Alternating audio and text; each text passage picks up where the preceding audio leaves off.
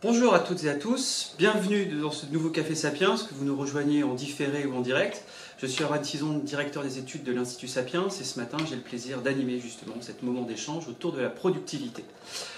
Comme vous le savez, comme on le voit, les chiffres de l'emploi sont très bons, le taux de chômage ne cesse de diminuer, le taux d'emploi est à son plus haut taux historique, l'emploi privé n'a jamais progressé aussi rapidement que ces derniers mois.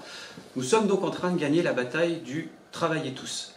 Avec la réforme des retraites, nous pouvons dire que l'augmentation de l'âge de départ permettra potentiellement de mener celle du travailler plus. Il convient maintenant de mener la bataille du travailler mieux.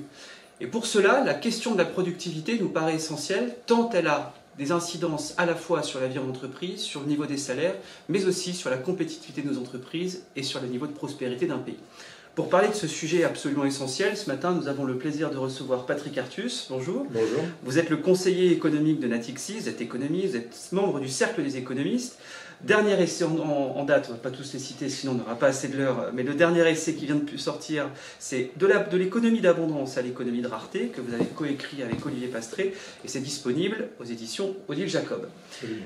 À votre côté, Pierre Brageux, bonjour. Bonjour. Vous êtes fondateur et PDG de la société Toran France, vous êtes l'ancien président du MEDEF des Hauts-de-Seine, vous êtes président actuel de la Fédération française de la sécurité privée et surtout, vous êtes candidat à la présidence du MEDEF, élection qui aura lieu au mois de juillet. Donc, du coup, nous avons deux casquettes aujourd'hui, la casquette de l'économiste et la casquette du chef d'entreprise qui, vous verrez, seront complémentaires. Alors, avant de commencer du coup de rentrer vraiment dans le détail de la productivité, Patrick Artus, je me tourne vers vous, vous avez beaucoup écrit dernièrement sur ce sujet-là. On voit que c'est un sujet qui est à la fois absent du scope, on va dire, du débat public et qui pourtant a des incidences réelles d'un point de vue macro et microéconomique. Qu'est-ce que vous pouvez nous dire aujourd'hui sur l'état de la productivité française ? Oui, alors il faut savoir que le déclin des gains de productivité, c'est un phénomène mondial. Il n'y a aucun pays qui échappe à un recul des gains de productivité. Alors évidemment, la situation est différente d'un pays à l'autre, mais par exemple, la Chine, qui avait 6 ou 7% de gains de productivité il y a 15 ans, a à peu près 2% de gains de productivité aujourd'hui. Les États-Unis sont entre 1 et 1,5, etc. Donc on doit s'interroger sur la cause de ce phénomène, qui n'est pas spécifiquement français. Alors, le déclin de la productivité en France, si on fait un état des lieux, est continue et s'est accéléré depuis 2018, depuis 2019. On a eu une productivité, des gains de productivité qui ont décliné à peu près constamment depuis les années 70. Et l'arrivée aujourd'hui, c'est des gains de productivité négatifs. La productivité par tête de salariés, c'est important de le préciser, en France, a baissé de 3% depuis la fin de 2019. Et évidemment, c'est une évolution qui est un enjeu considérable. Par exemple, le rapport du Conseil d'orientation des retraites, qui a un point de début sur les gains de productivité en 2021, fait l'hypothèse dans son scénario le plus pessimiste que la productivité par tête va augmenter de 0,7% par an. Aujourd'hui, nous sommes 5 points en dessous du scénario du corps, je veux dire. Et 5 points de déficit de productivité, c'est 5 points de déficit de PIB, c'est 2,5 points de déficit public en plus, c'est un déficit supplémentaire des systèmes de retraite, de santé, etc. Donc vous nous dites, je vous coupe, mais vous nous dites ce matin, 3 jours après le vote de la loi, la validation de la loi, qu'en fait les provisions du corps étaient caduques, et donc du coup toute la matrice sur laquelle elle reposait... Oui, alors mais on a une incertitude, on va en parler, on a une incertitude extraordinaire sur l'avenir des gains de productivité, mais si on fait un état des lieux aujourd'hui, on est très en dessous de la prévision la plus pessimiste du corps concernant la productivité. Alors j'anticipe juste et j'en profite pour dire que si vous pouvez poser toutes vos questions dans la partie questions-réponses et chat de Zoom. J'en profite parce que c'est une question qui revient souvent.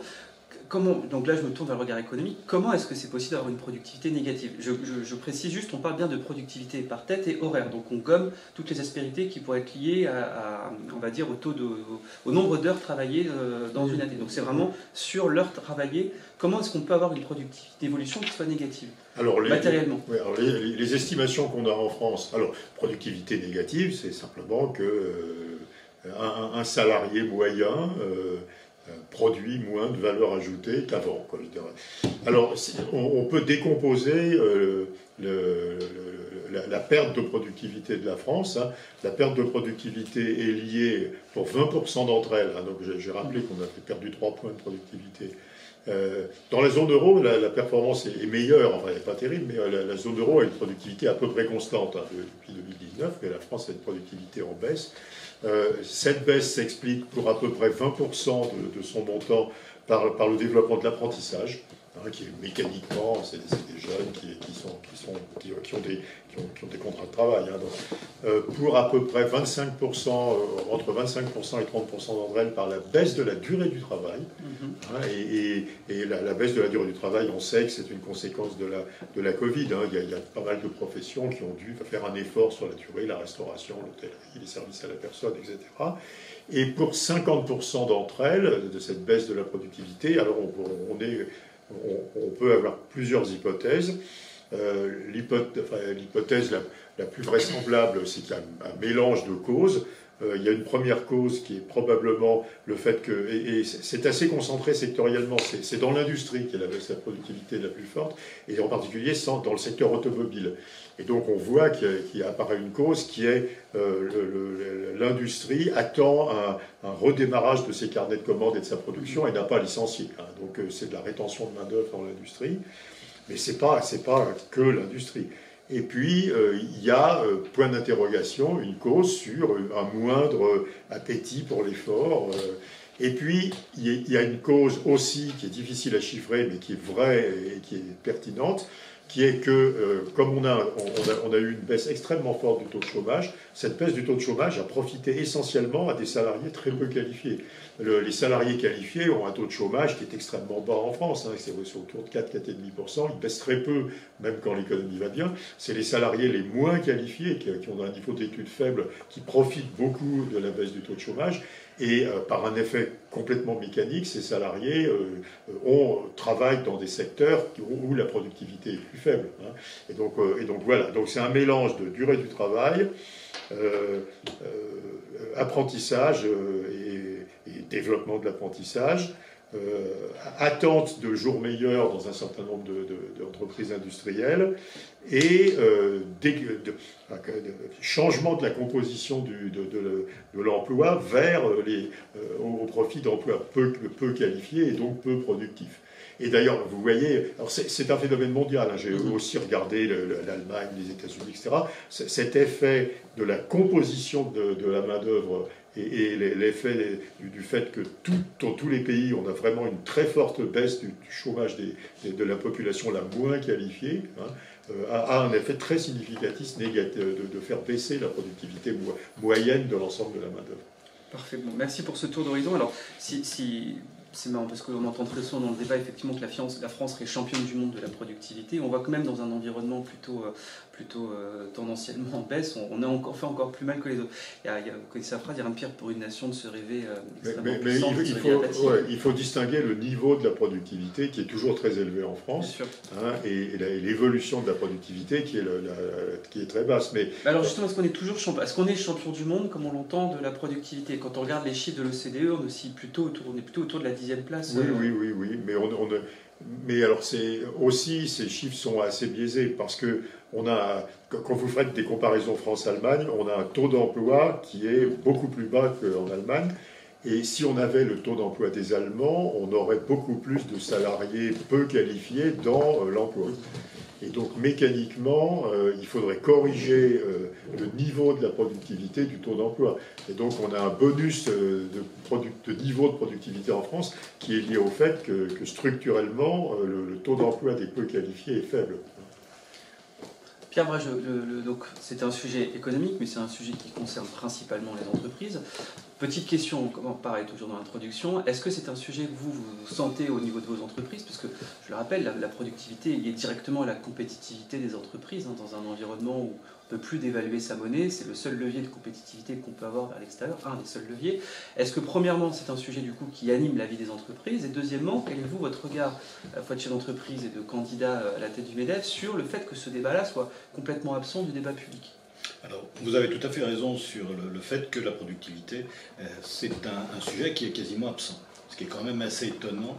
Alors, il faut peut-être s'interroger sur les causes. Pourquoi? Parce que productivité, on va ensuite me parler, mais on va passer de l'économie à la politique, de productivisme, et on se demande à un moment s'il n'y a pas des espèces de tabous, et parler de productivité est quasiment interdit. Donc là, effectivement, il faut simplement aborder les sujets de façon factuelle. Après, je suis très intéressé par ce qu'a dit Patrick Artus. Il y a des moments où j'ai un angle de vue, puisque moi je suis sur le champ de bataille, les mains dans le cambouis, je suis un chef d'entreprise, un opérationnel.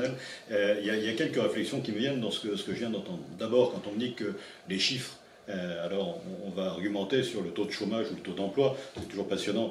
Pas sûr que le patron de PME soit passionné par ce sujet-là. Il y a quand même une chose qui me frappe. Effectivement, les chiffres sont bons, ça s'est nettement amélioré. Néanmoins, je le vois dans mon secteur d'activité, dans plein de secteurs d'activité, on a encore des problèmes de recrutement massifs. Donc quand on m'explique qu'avec un taux de chômage à 7,2%, on est arrivé au plein emploi, je crois que je vais ressortir quelques cours d'économie de ma lointaine jeunesse parce que je n'avais pas ce chiffre en tête. Donc il y a quand même une question qu'on doit se poser, de se dire comment est-ce qu'avec un taux de chômage qui est encore relativement élevé, on nous explique qu'on est au plein emploi, et pourquoi, avec des chiffres qui objectivement sont améliorés, on a des problèmes de recrutement aussi massifs. Donc ça nous éloigne peut-être de la productivité, néanmoins c'est une première réflexion. La deuxième, sur ce que je viens d'entendre, j'entends et je conçois parfaitement que le développement de l'apprentissage ait un impact sur la productivité globale. Néanmoins, quand l'apprentissage, et c'est la réalité, s'est développé fortement, oui, il y a probablement un effet de baisse de la productivité, mais qui pour moi est un effet relativement ponctuel, conjoncturel, puisque à partir du moment où on va stabiliser ça, et je l'espère à un niveau le plus haut possible, je pense qu'ensuite ça n'aura plus d'impact. Et ensuite, je serais tenté de dire que l'apprentissage, je le vois moi comme un investissement. Et c'est pour ça qu'on est très très en faveur de l'apprentissage et que les entreprises se sont engagées massivement dans cette démarche-là. Pourquoi? Parce que même si ça a un impact à l'instant T quand on lance la machine, je pense qu'ensuite il y a un retour sur investissement. Voilà, je fais de l'économie, de café du commerce, mais néanmoins je pense qu'effectivement il ne faut pas voir ça comme un impact négatif, mais au contraire comme quelque chose qui est à encourager. Sur la durée du travail, je ne rentre pas dans le débat parce qu'effectivement, la rétention de main-d'œuvre, j'entends que certains secteurs, notamment industriels, ont pu, pour l'instant, garder des effectifs et effectivement, en attendant des jours meilleurs, en disant la machine va repartir et on va attendre un petit peu, notamment compte tenu des difficultés de recrutement et le fait d'avoir besoin de personnel formé, qualifié. Donc ça, je l'entends bien. Je pense que ce sera un phénomène relativement passager. Après, en ce qui concerne mon secteur d'activité, moi la question que je me posais, c'est est-ce qu'on n'a pas, alors quand ça commence à baisser, il faut s'interroger et s'inquiéter, mais est-ce qu'on n'est pas en train d'arriver à un point haut et finalement on atteint pratiquement un plafond de verre et en se disant pousser la productivité au-delà, est-ce que c'est possible ou pas? Alors dans certains secteurs ça l'est, moi je suis dans le monde des services, dans mon métier, puisque je dirige une entreprise de surveillance humaine, les gains de productivité, oui, je peux en faire sur les fonctionnels. Je suis un peu étonné que ça passe sous les écrans radars. Et pour être très franc avec vous, je ne suis pas persuadé que ce soit au moment où on parle la préoccupation majeure des chefs d'entreprise. Au lieu de parler de productivité, je vous dis, si une réunion avec des chefs d'entreprise, vous parlez de problèmes de recrutement, et là, vous êtes certain d'avoir 90% des chefs d'entreprise dans la salle qui vous disent, effectivement, on est en plein dedans et je suis concerné. Donc, je ne suis pas sûr que ce soit le point numéro un, le point saillant, et en tout cas, la difficulté majeure. C'est peut-être pour ça, d'ailleurs, que ça n'est pas forcément appréhendé, et l'intérêt de ce genre d'échange, c'est simplement de pouvoir toucher du doigt ces questions-là, mais qui vont passionner fatalement les économistes, peut-être un peu moins les chefs d'entreprise sur le terrain. Et pourtant, effectivement, vous dites qu'il y a peut-être un tabou, on entend, c'est des voix marginales, mais dire qu'effectivement, il faut en finir avec la productivité, il faut ralentir un petit peu d'un point de vue économique. Patrick Artus, si on devait rappeler aujourd'hui en 3 minutes l'intérêt justement de cette productivité-là, peut-être lié aussi avec la question des salaires, parce qu'on appelle, vous allez nous faire la démonstration économique, mais on appelle à une augmentation des salaires, mais l'augmentation des salaires, elle ne se décrète pas à Bercy ou au siège de n'importe quel parti. Le salaire, il me semble, dans les cours d'économie, rémunère la productivité à son niveau marginal.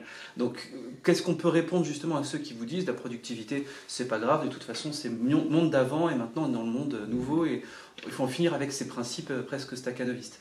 Oui, mais quand on avait 3% de gains de productivité par an dans les années 70-80, et même plus que ça au début des années 70, on avait des marges de manœuvre. On pouvait à la fois augmenter les salaires, baisser la durée du travail, et il restait un surplus qui permettait d'investir plus, d'accroître les profits investissables des entreprises. Et donc dans un monde à zéro gain de productivité, ou même à gain de productivité négatif, il n'y a aucun surplus.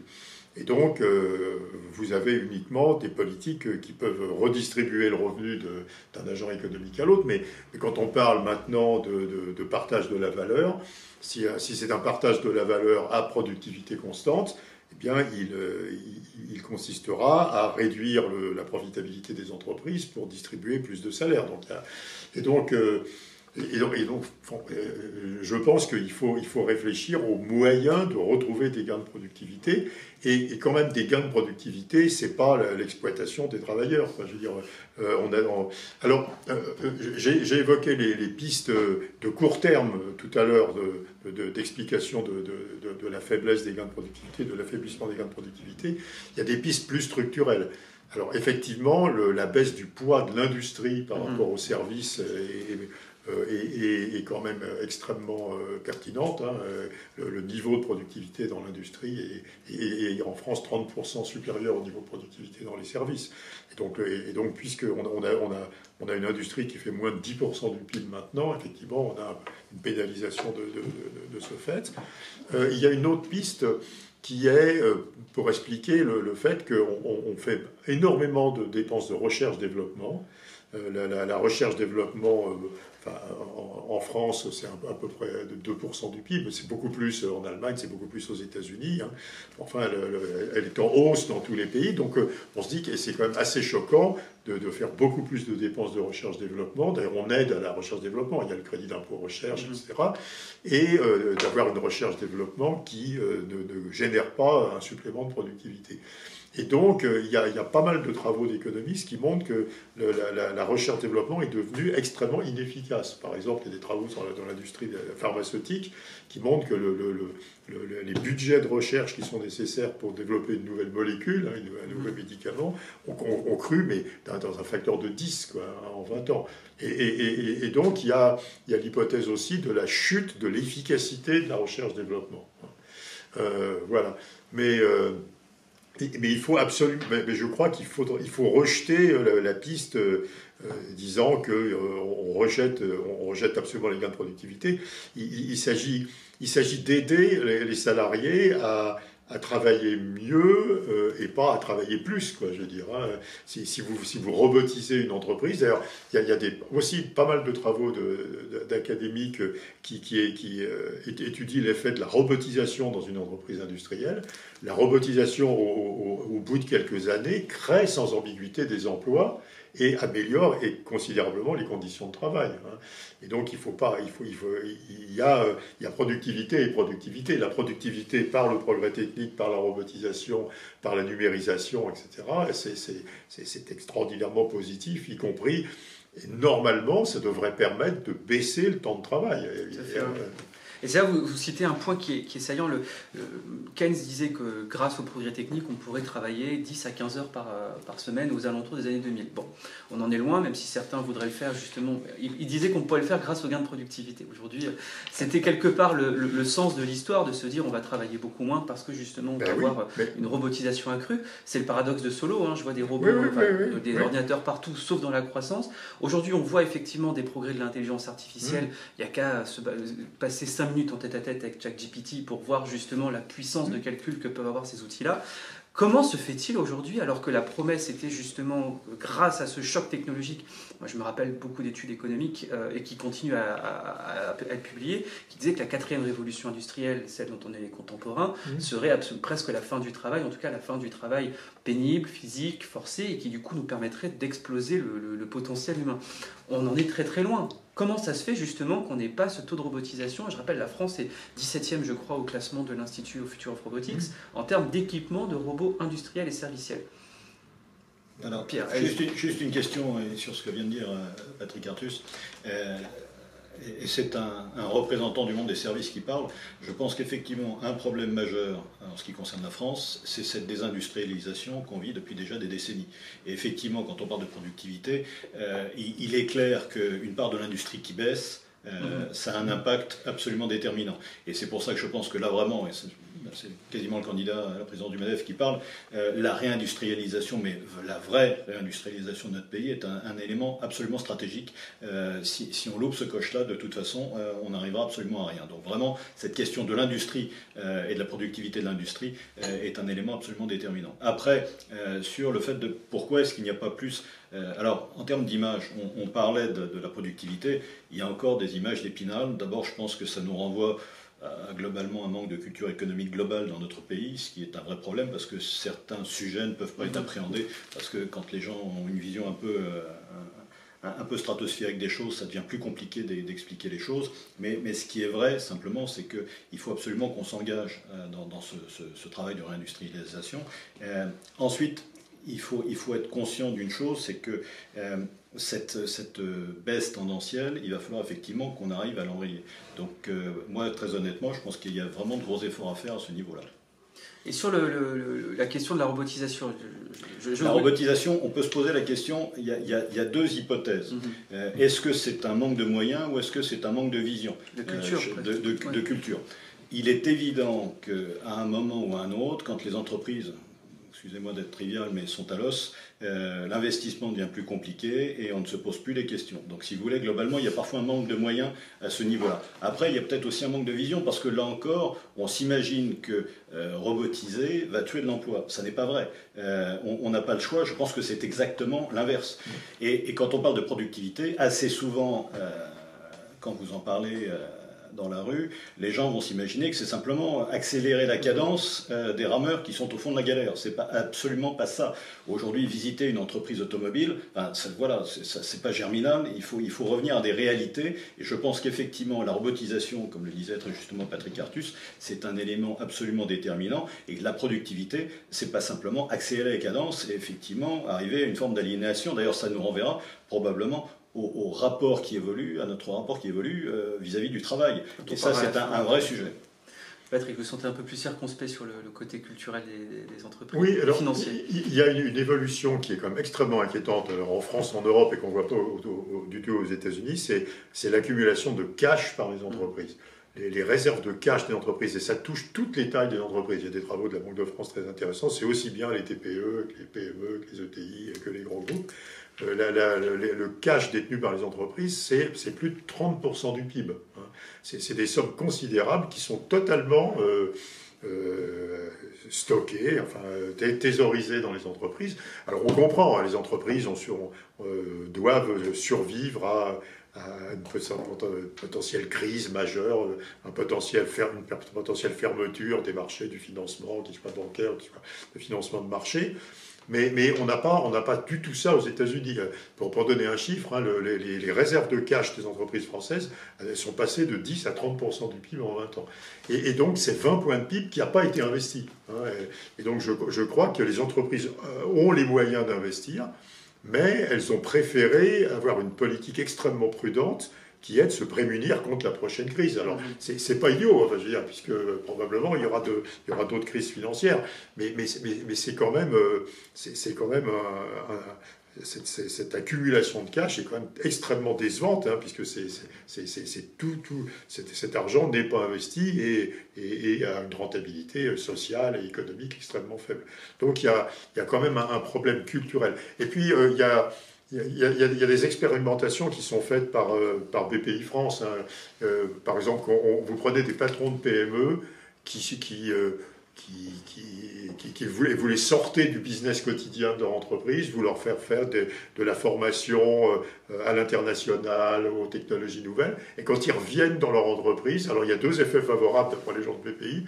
L'effet favorable, c'est qu'ils ont lâché le guidon à un certain moment, donc ils ont donné de la liberté à leurs quatre dirigeants et pendant qu'ils étaient en stage à BPI, et c'est un effet favorable. Mais surtout, il y a un déclic sur la conquête de marchés à l'étranger, les relations avec les universités, avec les labos, la robotisation. Et donc, on peut guérir ce problème structurel, mais il faut travailler, je veux dire. Et donc, je crois quand même que les marges bénéficiaires des entreprises françaises sont aussi élevées que les marges bénéficiaires des entreprises allemandes. Donc je ne crois pas qu'il y ait un problème de moyens. Il y a un problème de priorité. Donc c'est la priorité donnée à la sécurité par un certain nombre de dirigeants d'entreprise. Mais à nouveau, à post-crise des subprimes, on comprend. Je veux dire, il y avait post-crise de la Covid. Et puis il y a un problème culturel qu'il faut faire réaliser aux chefs d'entreprise qui doivent aller à l'international, qui doivent exporter, qui doivent se moderniser, qui doivent avoir des rapports avec l'université. Et ça marche, quoi. Ça marche. Donc il faut envoyer nos chefs d'entreprise en stage en Allemagne, en Corée du Sud. Non, PPI France fait ça très bien. PPI France. Ce que vous dites, ça résonne. Il y a un sondage qui a été publié il y a quelques jours de ça, qui a pas mal parlé, où on voit que depuis 2017, quand on pose la question aux Français et aux chefs d'entreprise, qu'est-ce qui vaut mieux? Est-ce qu'il vaut mieux justement préserver les emplois aujourd'hui en place, et donc du coup faire fi du progrès technique, ou alors est-ce qu'il faut miser massivement sur le progrès technique et protéger plutôt les salariés plutôt que leur emploi? Et on voit qu'en fait les deux courbes sont complètement décorrélées depuis 2017, où on a maintenant une forte proportion, il y a plus de 30 points d'écart des répondants qui disent qu'il faut absolument protéger les emplois, et donc quitte à justement se passer du progrès technique.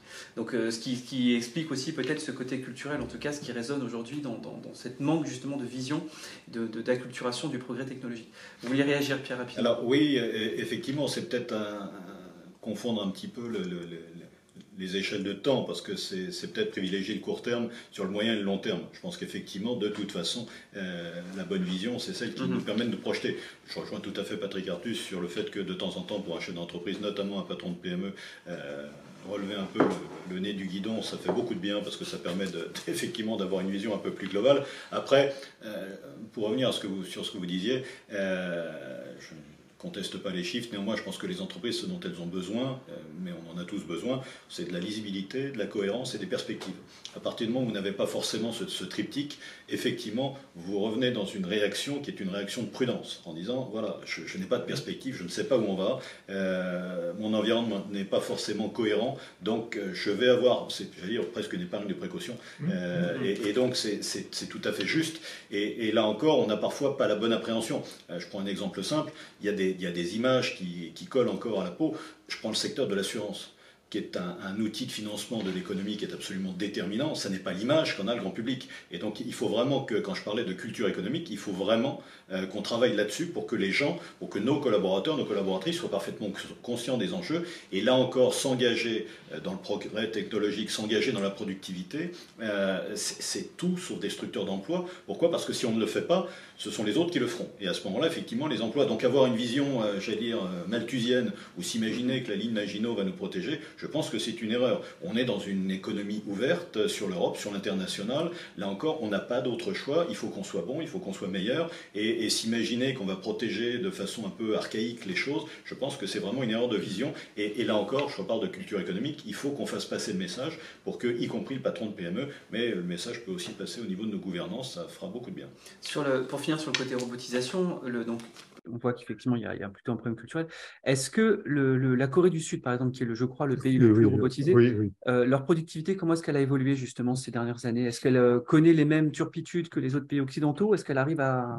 Elle a beaucoup baissé, mais elle est toujours en croissance positive. Alors je ne peux pas citer de par cœur, je crois que c'est autour de 2% par an, hein, mais ça a beaucoup baissé. La Corée du Sud fait partie des pays qui vieillissent le plus, hein, qui a un vieillissement démographique avec le Japon, etc. Et donc il y a vraiment un impératif de modernisation et de robotisation dans ces pays. C'est les deux pays champions de la robotisation, c'est le Japon et la Corée. Hein. Et effectivement, ils n'ont pas le choix. Donc il faut qu'ils robotisent pour garder leur niveau de vie et faire face au vieillissement démographique. Mais la robotisation n'est pas tout. Enfin, à nouveau, il y a plein de secteurs d'activité où on ne peut pas robotiser. Quoi, je veux dire. Donc on est dans des économies de services, dans des économies de services à la personne.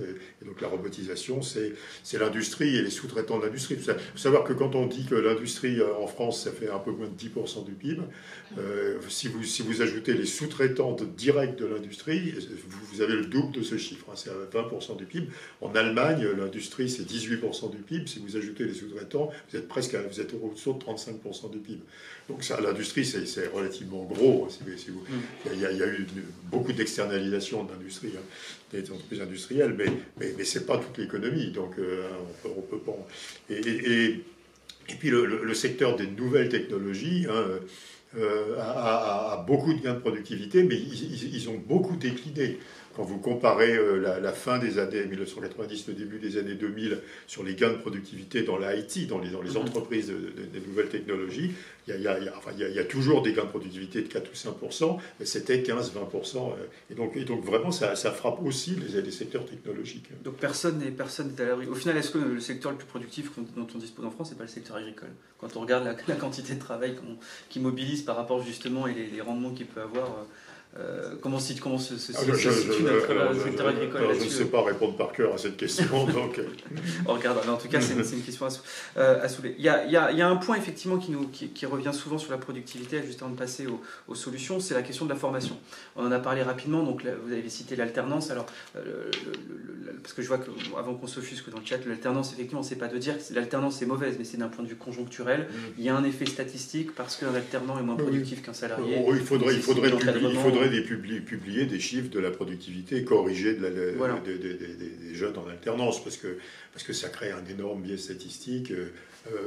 Si l'alternance était une proportion stable, mais enfin, l'alternance a beaucoup décollé, et donc ça crée un biais. Ceci étant, c'est un investissement, et oui. Pour moi, c'est vraiment c'est la bonne voie. Après, effectivement, si ça peut effectivement faire baisser une statistique à un instant T, c'est pas forcément ça le problème. Là encore, il faut essayer de voir un peu plus. Mais on est très très favorable à l'alternance. On serait favorable aussi à une alternance qui ne touche pas. Le développement de l'alternance, ça touche essentiellement des qualifiés des étudiants du supérieur. Hein. Et donc, il faudrait vraiment avoir de l'alternance sur des formations techniques, sur des formations d'employés qualifiés. Mais c'est un développement extraordinairement positif. Hein. Les exemples étrangers sont clairs. Simplement, ça crée un biais statistique. Je suis d'accord que le biais statistique va se renverser à long terme. On attend, on parlera des pistes d'espoir, mais normalement, c'en est une. C'est important justement de dissocier les causes qui sont conjoncturelles, donc là où effectivement on est sur un effet presque purement statistique, des causes plus structurelles. Et parmi les causes structurelles, donc il y a la robotisation, il y a la désindustrialisation. Il y en a une qui est assez marquante. Nous, dans petite étude qu'on a publiée à l'Institut Sapiens sur le sujet, c'est celle de la formation professionnelle, la formation des adultes. 2 chiffres. On remarque que depuis 2018, l'entrée en formation des actifs, et notamment des salariés, a reculé de 18%. Je rappelle donc 2018 la loi Pénicaud, qui est une loi qui instaure le compte personnel de formation, qui libéralise un petit peu le marché de la formation et qui a surtout en fait profité ce qu'on appelle aux outsiders, donc les personnes éloignées de l'emploi et les demandeurs d'emploi. Mais le corollaire malheureusement négatif, c'est que les salariés du coup se forment moins parce qu'il y a des incitations, on pourra en parler après, au niveau des entreprises. Et deuxième chiffre, qui est le volume de formation suivi par an, qui lui a baissé de quasiment 20% ces 10 dernières années. Donc en gros, les salariés se forment moins et se forment de manière moins nombreuse. Est-ce que du coup, alors je vois nuancer, on peut nuancer ce sujet-là, mais est-ce que cette question de la formation, en quoi est-ce qu'elle peut jouer justement le côté capital humain? Comment est-ce qu'il joue sur le volet productivité? Toutes les études montrent que les compétences, hein, il y a des enquêtes qui mesurent le niveau de compétence de la population dans plein de pays, hein, les compétences sont extraordinairement corrélées avec les gains de productivité, et avec le poids de l'industrie, etc. Et donc, quand on regarde le niveau de compétence des Français, c'est une enquête, par exemple, qui s'appelle PIAC, hein, de l'OCDE. Alors, il y a eu une enquête, il va y avoir une deuxième livraison de cette enquête. On a un point pour l'instant, mais il y a une corrélation extraordinairement forte entre la progression de l'industrie, le poids de l'industrie et le niveau de compétences. Et les compétences de la population en général en France sont faibles. Hein. Alors, on est tout à fait en queue de peloton. Alors, on a effectivement les pays du sud de l'Europe où les niveaux de compétences sont encore inférieurs à la France, hein, l'Espagne, la Grèce et l'Italie, mais enfin on a un niveau de compétence de la population qui est extrêmement faible.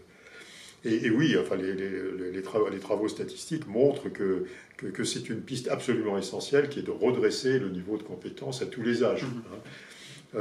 Et puis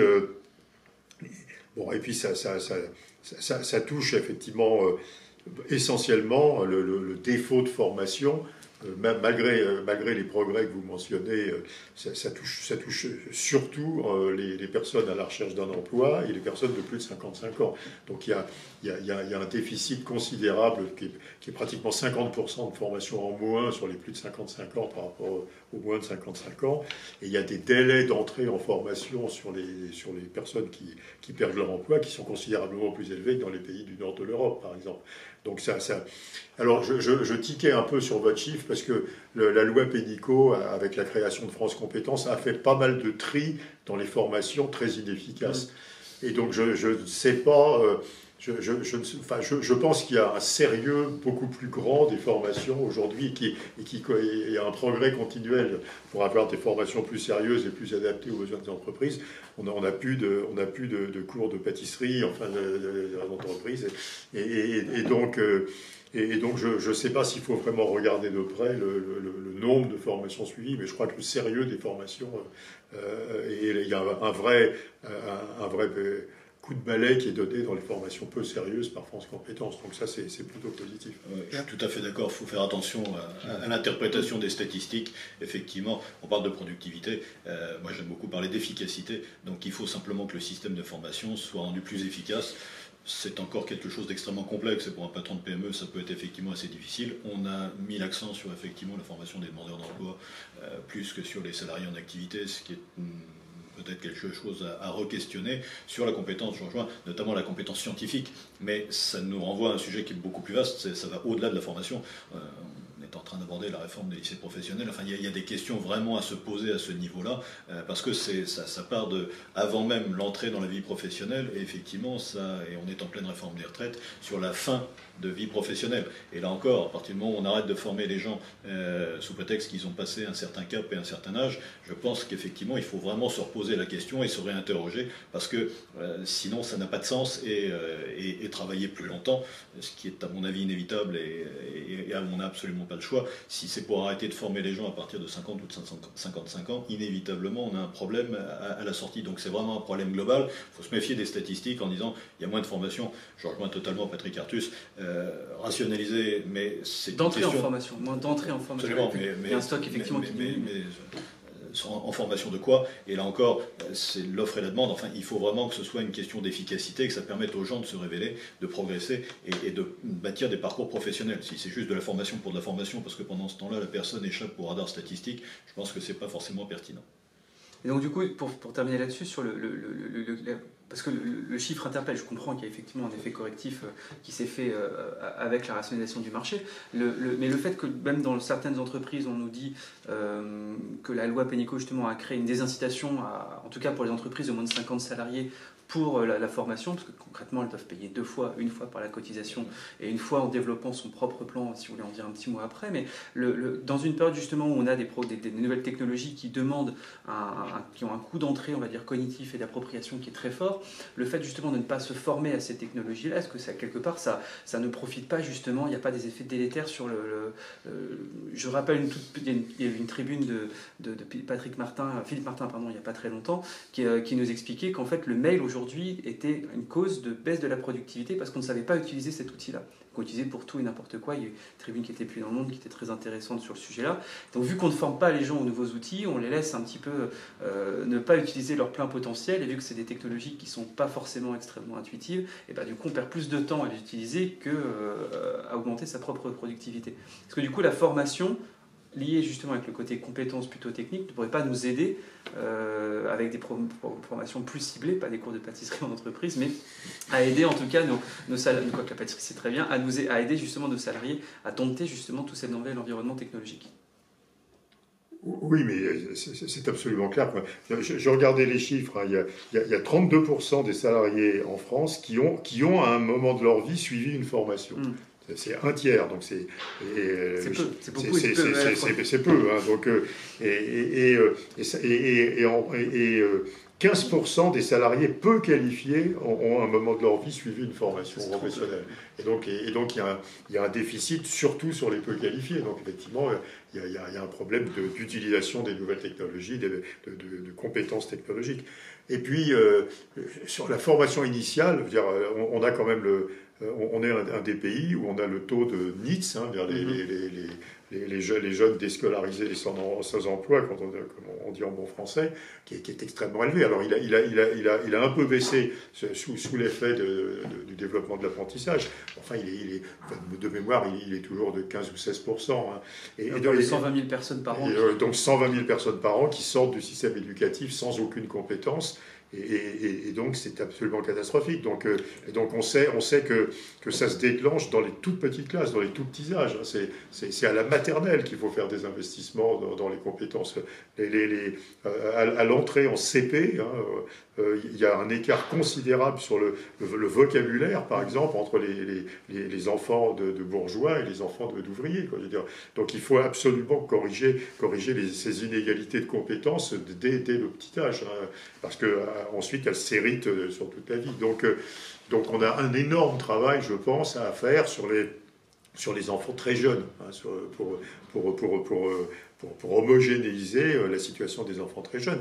Il y a des expériences pilotes, hein. Ça touche les techniques d'éducation, ça touche le lien entre les parents et les enseignants. Il y a des enseignements, des établissements d'éducation qui font ça extrêmement bien. Enfin, c'est pas généralisé et on a ce handicap colossal de compétences, surtout sur les jeunes de milieux populaires.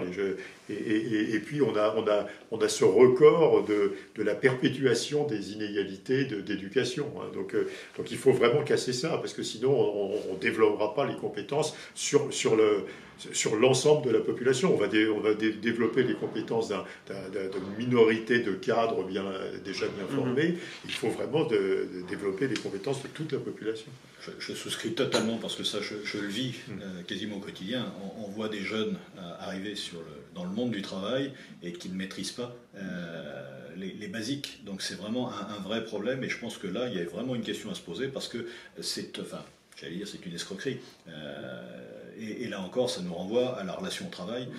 Si on part du principe que rentrer dans le monde de l'entreprise, c'est abominable, ça peut poser un problème. Donc il faut vraiment renforcer tous les liens entre l'éducation nationale, le monde de l'entreprise. Bref, pourquoi ? Parce que c'est de l'intérêt vraiment de toute cette jeunesse. Sinon, effectivement, ils ne s'en sortiront pas. C'est aussi simple que ça. Par contre, je ne sais pas s'il y a des statistiques, mais mon expérience personnelle, et il faut y réfléchir, dans une entreprise, dans une PME, dans une ETI comme la mienne, je pense que souvent la personne qui va le moins en formation, c'est le chef d'entreprise lui-même, ce qui est peut-être une question qui doit nous interpeller. Les pays France. Absolument, mais vous donnerez l'adresse, ce sera mieux que la pâtisserie. Et puis il y a des travaux de la DARES, hein, du ministère du Travail, qui montrent que plus une formation provoque un temps important de présence dans une entreprise, plus elle est efficace pour assurer le retour à l'emploi. Hein, ou le maintien dans l'emploi. Et donc, effectivement, il faut marier la logique d'entreprise et la logique d'éducation. Hein. Mais les programmes d'éducation qui sont faits par l'éducation nationale, en dehors du monde de l'entreprise, sont extrêmement peu efficaces par rapport aux programmes d'éducation qui mêlent le monde de l'entreprise et l'éducation nationale ou les instituts de formation. C'est la logique qui sous-tend le prochain projet du gouvernement, notamment pour le retour, pour l'insertion des personnes allocataires du RSA, justement de pouvoir, en fait, quand on dit il y a 25 heures de travail obligatoire, c'est plutôt justement de mettre au contact pour... oui, alors sur le RSA, je peux faire une insiste. Oui, mais il faudrait vraiment distinguer deux types de bénéficiaires du RSA. Il y a une partie importante des bénéficiaires du RSA qui auront énormément de mal à retourner à l'emploi, et il y a une partie qui peuvent retourner à l'emploi s'ils ont une formation. Alors, il y a plein de questions qui pleuvent, qui arrivent. Juste avant de les prendre, je vais vous donner la parole pour tracer un petit peu un chemin d'espoir. Donc, avec vos deux casquettes, donc candidat à la présidence du MEDEF, vous pouvez faire une anaphore, moi président, si vous voulez souhaiter, il n'y a pas de problème, c'est autorisé. Et du côté plus économiste, en 2 minutes chacun, quelles sont, donc on a soulevé un petit peu les causes structurelles, vraiment quels sont les leviers d'action qu'on a d'un point de vue vraiment plus structurel, ou qu'on doit activer pour améliorer cette productivité? Moi j'ai compté industrie, compétences, formation, robots. Est-ce qu'on est dedans, et si oui, comment est-ce qu'on fait? Bon, je crois qu'il y a, enfin, pour donner des pistes d'espoir, pour la première fois depuis beaucoup d'années, la France crée des emplois industriels. Hein, et alors, avec une contribution de la faiblesse de la productivité de l'industrie qu'il faut pas nier, la France reçoit des investissements directs de l'étranger très importants dans l'industrie. Et ça, c'est aussi une nouvelle. Donc je crois qu'il y a quand même, il se passe quelque chose de positif sur l'emploi industriel. C'est le mélange des programmes de la Commission européenne et c'est le mélange des programmes purement français. Par exemple, le programme France 2030, c'est beaucoup d'argent sur la transition énergétique, sur le développement des technologies, etc., sur la filière hydrogène. Donc je crois que on a vraiment une piste d'espoir, on a vraiment une prise de conscience du rôle de l'industrie et la Commission européenne a complètement changé en quelques années sa philosophie.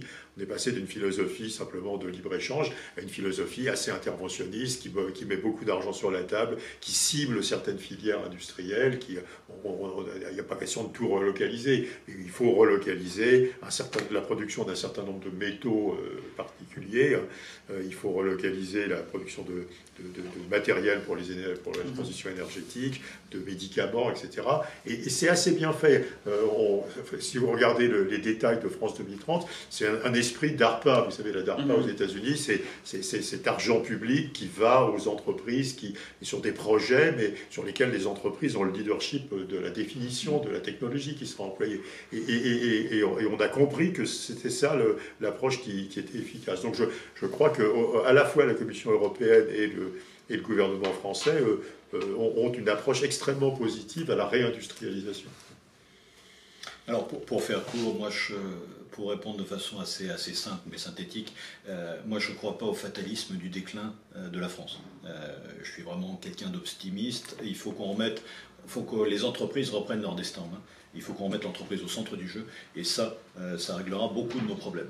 On parlait de culture économique, là encore, il faut simplement qu'on revienne aux fondamentaux et il y a des axes qui sont très clairs et c'est simplement une question d'efficacité, d'optimisation du fonctionnement global de notre société. Et si on ne remet pas l'entreprise au centre du jeu, on n'y arrivera pas. Il faut simplement qu'on redevienne vraiment acteur, contributeur, leader. Et c'est là qu'on aura des sources de progrès. Et je pense qu'il y en a encore énormément, parce qu'on n'a pas abordé, par exemple, les questions du management.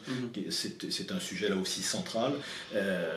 Comment redonner de l'efficacité, comment redonner du dynamisme aux entreprises. Et ça découlera sur la productivité, sachant que là encore, il y a des questions qui sont quasiment culturelles, politiques, voire philosophiques, parce que cette espèce de fatalisme du déclin auquel je ne crois absolument pas, quand vous parlez de productivité, c'est pour ça que le sujet n'est quasiment jamais abordé, parce qu'on va déborder tout de suite sur le productivisme, et avec toutes les images d'Épinal qui vont avec, on est aujourd'hui avec des gens qui vous théorisent et qui militent pour la décroissance, ce qui me paraît être un non-sens absolu, et après, de temps en temps, on a quelques réjouissances, mais je vais travailler à titre personnel ça, avec le droit à la paresse, je pense que là, il y a vraiment quelque chose à creuser, ça peut être un sujet intéressant. Donc, on a vraiment tout pour réussir.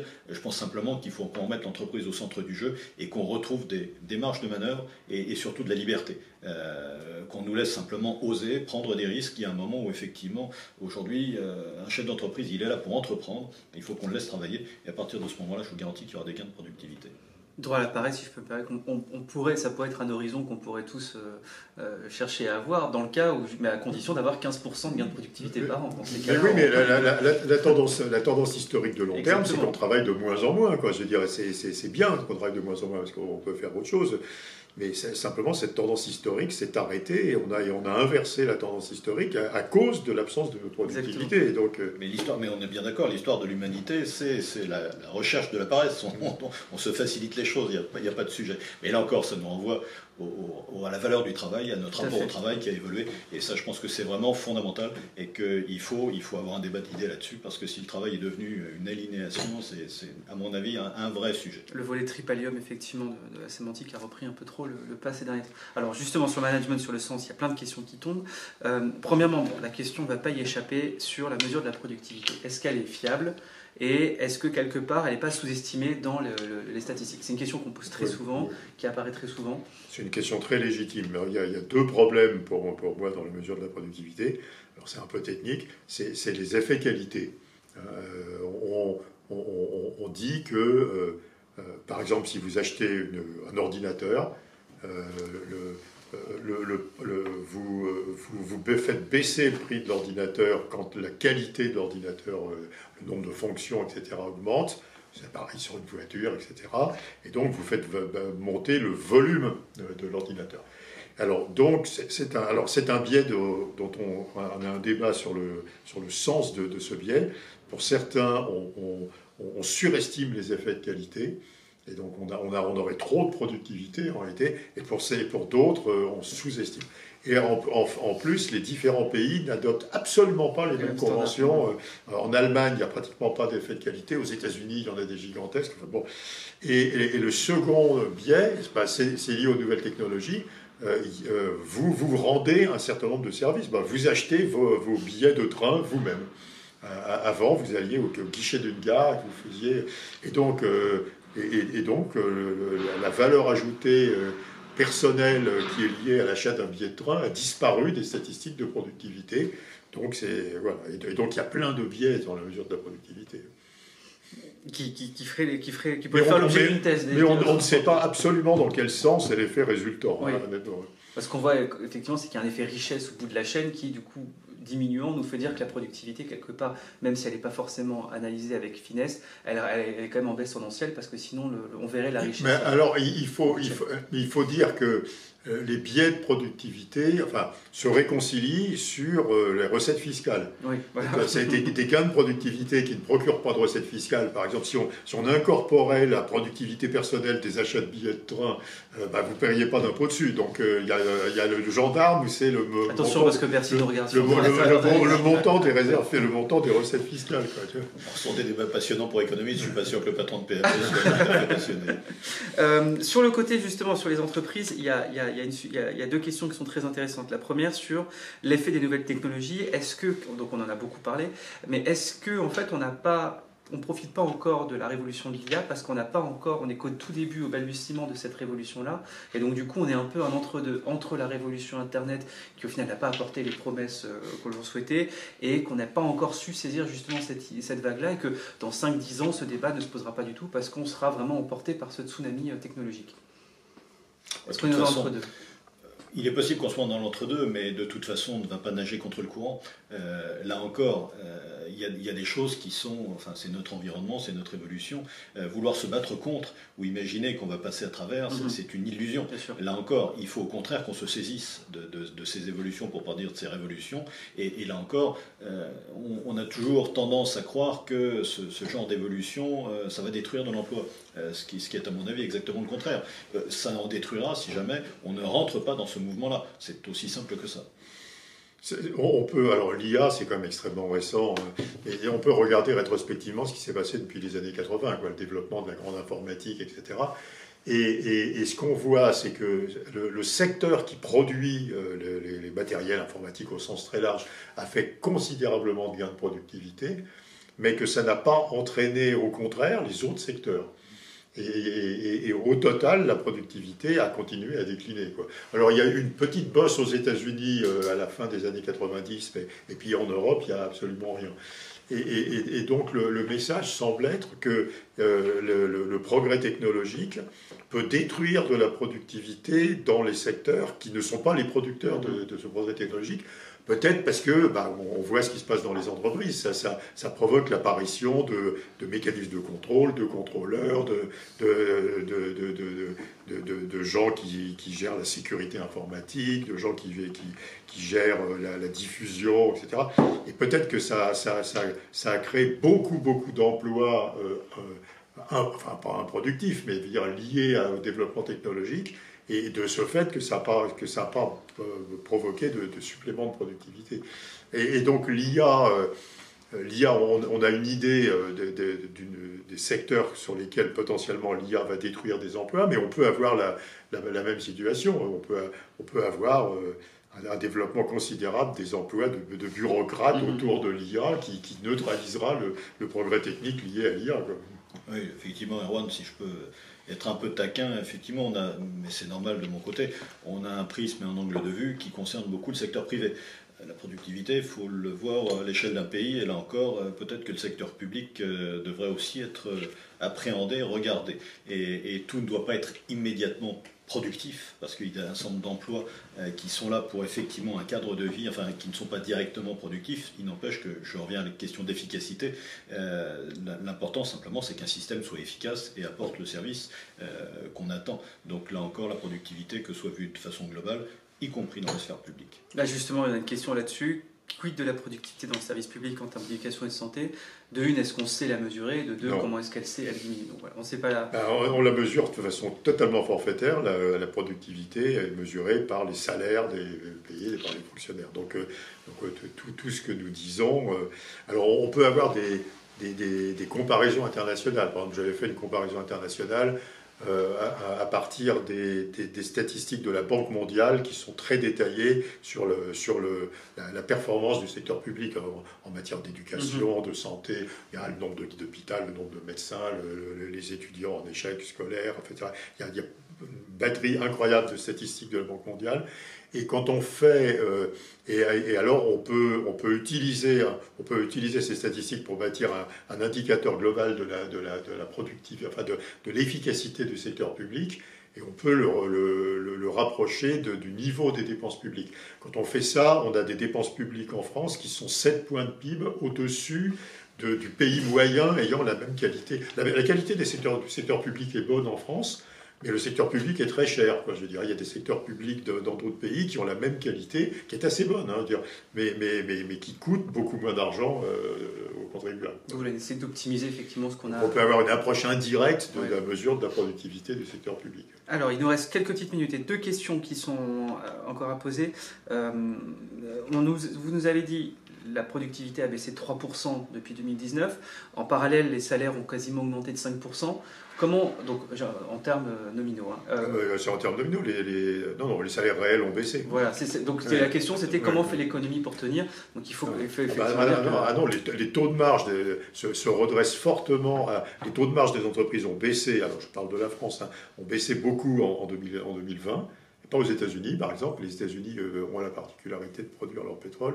Et les taux de marge se redressent beaucoup depuis le début de 2019 et sont récemment passés au-dessus du niveau d'avant la Covid. Et donc, il y a une déformation du partage des revenus en faveur des entreprises, en France et en Europe, qui s'explique simplement par le fait que les salaires réels ont baissé. Les prix de vente des entreprises augmentent plus vite que les salaires. Donc, ce qui fait tenir pour l'instant, c'est l'inflation. S'il n'y avait pas cette inflation-là, les salaires n'auraient pas pu augmenter dans ces mêmes proportions parce que la productivité est absente. Oui, mais de toute façon, à productivité constante, même en baisse, c'est une histoire uniquement de répartition des revenus. Et donc, depuis un peu plus de 2 ans, le partage des revenus se fait fortement en faveur des entreprises. Et il s'est fait beaucoup en défaveur des entreprises en 2020, mais il se fait maintenant en faveur des entreprises. Ça veut dire que le salaire réel diminue plus que la productivité. Toute dernière question, la question du sens. Est-ce que du coup, Pierre, je vous la posez en premier, quand justement la demande de sens il y a la productivité, dans ce sens, est-ce que un emploi qui a du sens pour la personne qui l'occupe, est-ce que la personne en question, vous le sentez plus productive? Donc là, c'est une question purement qualitative. Mais bien sûr, la motivation, c'est un élément déterminant. Retrouver du sens. Alors, rassurez-vous, on n'a pas attendu la crise Covid pour s'interroger sur le sens de ce qu'on fait au quotidien. Mais il est évident, et c'est pour ça que je parlais des questions de management, la motivation des équipes, des collaborateurs. On n'oublie jamais qu'une entreprise, c'est un collectif. Donc, la motivation des équipes, leur engagement, c'est un élément déterminant de la productivité. Si vous avez des gens qui sont peu motivés, avec un absentéisme qui grimpe en flèche, de toute façon, vous faites ce que vous voulez, là, vos statistiques vont effectivement s'effondrer. Donc c'est un élément absolument déterminant. Et je pense qu'effectivement, il faut vraiment qu'on retravaille notre rapport au travail. Globalement, il doit y avoir un débat d'idées là-dessus, simplement pour ne pas tomber dans des phénomènes de mode ou simplement s'imaginer que le courant nous entraîne dans telle ou telle direction. C'est un vrai sujet. Une crise... Et la crise Covid n'échappe pas à la règle. Une crise, c'est toujours à la fois un révélateur et un accélérateur. La crise Covid a été un révélateur et un accélérateur. Le télétravail, pour prendre ça, on n'a pas attendu la crise Covid, sauf que ça l'a fait grimper en flèche. Après, il y a des avantages, des inconvénients, et effectivement, retrouver du sens, on s'aperçoit que... je suis désolé, dans mon activité en gardiennage, le télétravail, quand Mme Borne nous disait que c'était obligatoire, j'ai eu un peu de mal à saisir, si vous voulez, mais en attendant, ce qui est important, c'est simplement de se dire, je crois qu'aujourd'hui, les gens veulent du sur-mesure. Peut-être que c'est une des raisons de l'individualisme qu'on vit au quotidien, mais je pense que les gens veulent trouver du sens et veulent vraiment de la flexi-sécurité et trouver quelque chose qui leur soit adapté. Et il n'y a pas deux entreprises, même dans un même secteur d'activité, qui vont pouvoir gérer les choses exactement de la même façon, parce que le télétravail a parfois généré des gains de productivité, mais il y a aussi des effets induits qui peuvent être des effets négatifs, où on perd le sens du collectif, où on est déconnecté de l'entreprise. Bref, il faut regarder ça, et je ne dirais pas qu'il faut faire du sur-mesure, il faut avoir des grands axes d'efforts, on est d'accord, mais en attendant, il faut vraiment, là encore, laisser de la liberté, parce que deux entreprises dans le même secteur d'activité ne s'organiseront pas de la même façon parce que la culture d'entreprise n'est pas la même. Bref, je pense que c'est déterminant. Mais le sens du travail, désormais on en parle tous, mais c'est une vraie réalité parce que c'est la motivation des gens. Enfin, là encore, le travail, c'est aussi une forme d'épanouissement, il ne faut pas l'oublier. Et ce sera l'objet d'un prochain débat. Merci à tous les deux. Donc si j'avais résumé, mieux former, mieux manager, industrialiser et robotiser. Et comme ça sera déjà des pistes pour augmenter notre productivité.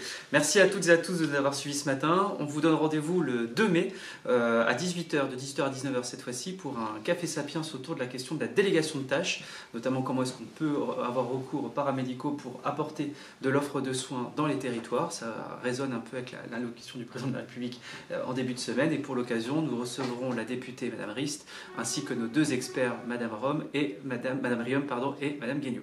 Voilà, je vous souhaite une excellente journée et à très bientôt.